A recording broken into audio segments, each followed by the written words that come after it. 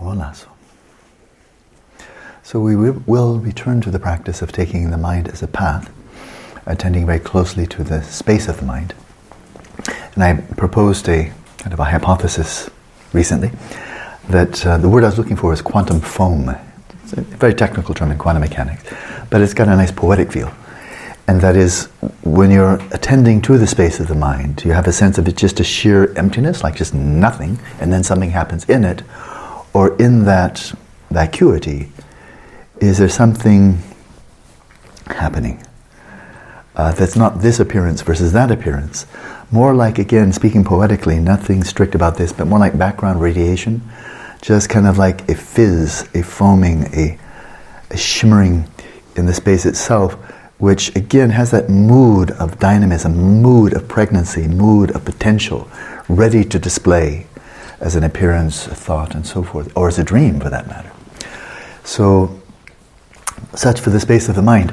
But as we attend more and more closely, and we're spending more hours perhaps, taking the mind as the path, this is clearly challenging us to attend more closely, which means to arouse vividness, acuity, high resolution, and just overall the fact that we never know what's coming up, that is from moment to moment. This is the most unpredictable of all the shamatha methods, and from moment to moment, in terms of you don't know what's coming up next. If you just breathe in, you know what's coming next. When you breathe out, you hope you know what's coming next. But here, you just have no idea what's coming out next, unless you're controlling, in which case, if you're doing that, then you're not doing the practice, right?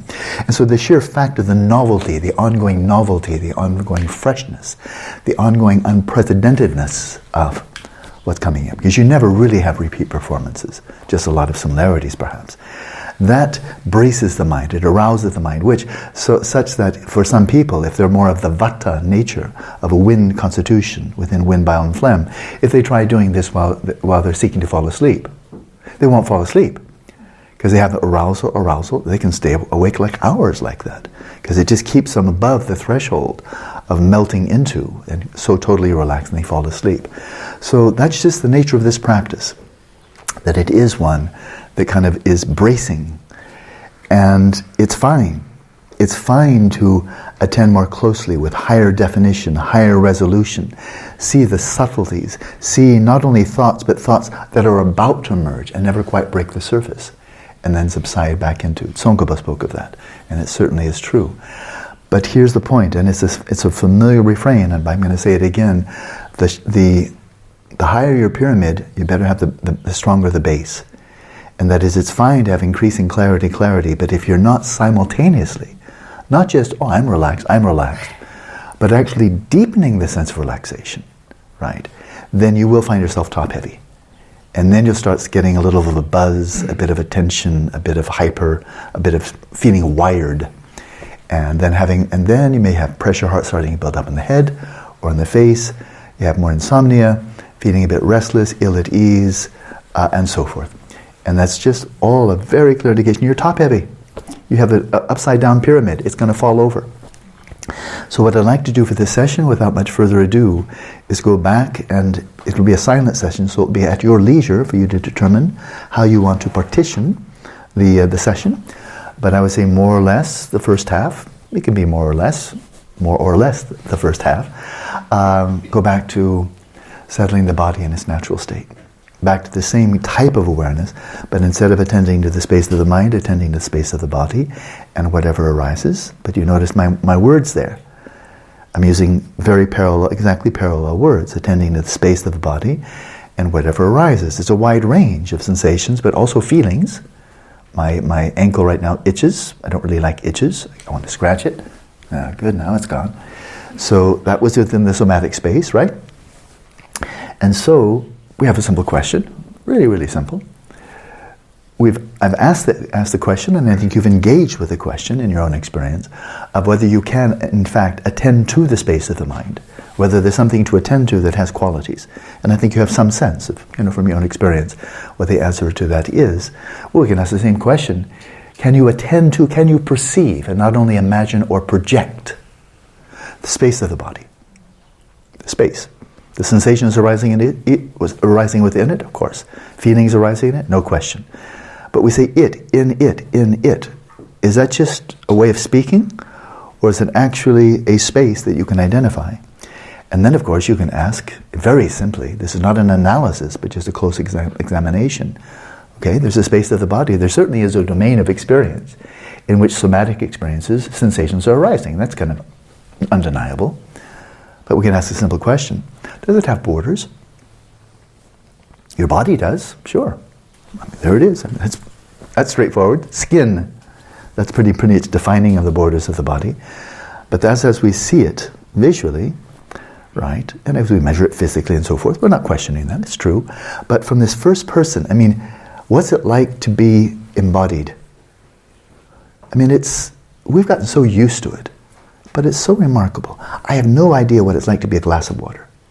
I think there isn't anything such as what it's like to be a glass of water, because there's no consciousness in it. But I can be conscious of the glass of water from outside, and scientists are looking at the appearances, the objective appearances of all types of physical phenomena, including the brain. But it's all appearances. It's all from the outside. Even if you start shaving the brain away, it's all outside, all the way down to a neuron, all the way down to an elementary particle. It's all outside. Whereas here, this remarkable thing, there's a book composed by 3 friends of mine called The Embodied Mind. Mind is Francisco Varela, Eleanor Roche, and Melvin Thompson. It's a good book. And they made a very good point with the title, and that is, mind is embodied. We are viewing the body from the inside out. And is the only physical entity in the universe that we can do that. We can't do that with another person's body. We can touch, we can see and so forth, but not from the inside. This is the only physical entity in the universe that we can view it from the inside. So what's the space of the body? Does it have contours? Does it have a color? Is it dark? Is it black? Is it transparent? Does the space have a shape? We're not questioning the body does, of course it does. But the space, does that have a shape? So check that out. And the final point before we start, stillness and motion, stillness and movement. You've heard it time and time again. Well, it's not only the stillness of your awareness attending to the fluctuations, the sensations arising and passing, coming and going in the space of the body, and then the appearances coming and going in the space of the mind, but also itself, relatively speaking, is it not true that the space itself is still? The space of the mind, even if it's fizzing, even if it's foaming, even if it's effervescent and shimmering, is not moving here or there, and that it's quite homogeneous, isn't it? I mean, like background radiation is quite, if we're really dealing with the analog of the energy of empty space that I spoke about this morning, which is a physical fact, if we're talking about something like that, then it doesn't go in ebb and flow, it doesn't fluctuate, it doesn't have spikes, it's like background radiation. It's not the same, by the way, but it's like that. And so that is a relative stillness. It's a relative stillness. But then, of course, the thought of something comes up. An image of something comes up, and then it vanishes. Stillness within the space. The space is stillness, relatively speaking. The events taking place within it are motion. Similarly, the stillness of the space of your body and the motion of sensations and feelings arising in that space. Stillness and motion. And we see here something right immediately experiential, phenomenological. There's no belief or mysticism here of any sort, nothing transcendent. But then if we look further down the road to taking Dharmata as the path, because that's the next one. You take the mind as the path, and then you take Dharmata, ultimate reality, as the path. Right? You do that, well, now you're right in the domain of the Heart Sutra, perfection of wisdom, Madhyamaka. Oh, form is emptiness, emptiness is form. Apart from form there is no emptiness, apart from emptiness there is no form. Stillness and motion. Emptiness is still. Emptiness doesn't move, it doesn't shift, it doesn't do stuff. Form does. But the form is nothing other than empty. The form itself is empty. Emptiness itself is taking on form. Stillness and motion. And then we go to the deepest level. Rigpa is beyond coming and going.